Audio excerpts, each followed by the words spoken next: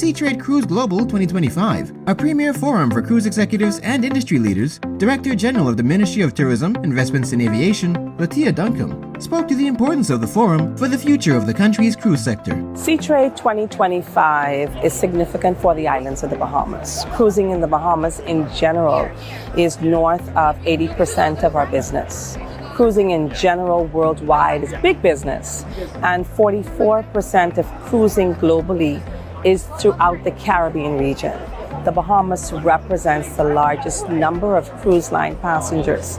Seatrade 2025 gave us an opportunity to engage direct with industry leaders, industry partners, owners, CEOs, presidents, operators of many of the different cruise lines. For us, it's looking at what we offer here in destination, and then also opportunities to expand to ensure that all of the economic benefits reaches to every one of our Bahamians. So in addition to the traditional discussions, it was the visitor experience. And by extension, new business opportunities for our locals across the islands of the Bahamas. Engaging in the discussions was our Deputy Prime Minister, the Honorable I. Chester Cooper, the Minister for Grand Bahama, the Honorable Ginger Moxie.